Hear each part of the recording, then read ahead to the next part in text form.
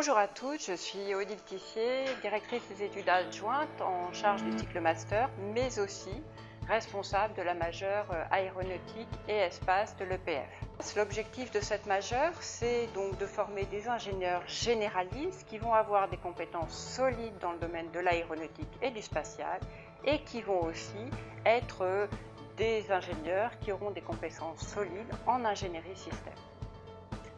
Aéronautique espace, eh bien nous allons parler bien sûr aéronautique, donc ça va être avion, hélicoptère, drone, mais aussi aéroport.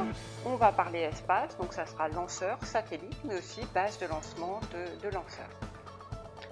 Au niveau du cycle de vie de ces produits-là, il y a toujours une phase de développement, de conception, puis une phase d'industrialisation, de production, puis enfin une phase d'exploitation maintenance. Et parce qu'il y a des métiers dans ces trois phases-là, qui sont les phases primordiales, prépondérantes, eh bien le cursus a été pensé pour vous permettre d'accéder à ces métiers de ces différentes phases. Et donc le cursus est fait avec des unités d'enseignement obligatoires, majoritairement en 4e année et un tout petit peu en 5e année. Et puis en 5e année, vous avez le choix entre 3 parcours métiers. Un premier qui est études et conception, un deuxième qui est industrialisation et production, et enfin un troisième qui est exploitation maintenance. Au niveau des projets, on va faire énormément de projets dans le cadre de cette majeure. Il va y avoir des projets spécifiques à chaque parcours métier. Donc des parcours au niveau industrialisation et production, ça va être définition d'un site d'industrialisation. Au niveau d'exploitation maintenance, cela peut être par exemple création d'une compagnie aérienne. Et au niveau études-conception, ça peut être conception lanceur ou conception avion. Par ailleurs, j'ai parlé d'une compétence extrêmement importante qui est la compétence d'ingénierie système. Et pour vous permettre d'approfondir vos compétences là-dessus, sur ce sujet, nous mettons en œuvre un projet drone qui va se dérouler sur les 2 ans, 4e année plus 5e année.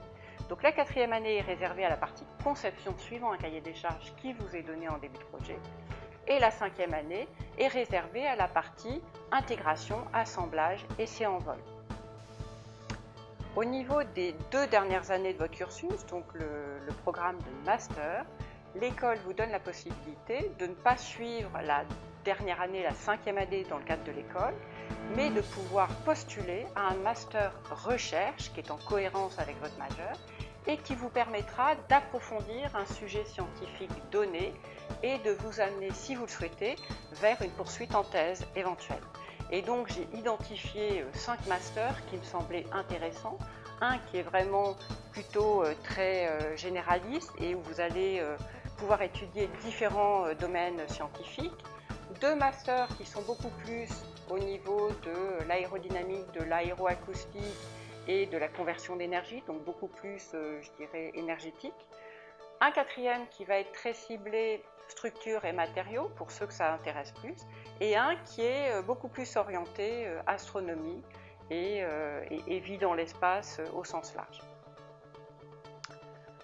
Je vous ai résumé très rapidement la majeure aéronautique espace. Je suis bien sûr à votre entière disposition pour répondre à des questions que vous pourriez me poser soit par mail, soit en venant dans mon bureau si vous êtes sur Sceaux pour me rencontrer et pour que nous en parlions plus précisément. Et bien sûr, je serai présente avec des étudiants de 5e année au futur forum des majeurs qui aura lieu le 14 décembre. Voilà, à très bientôt.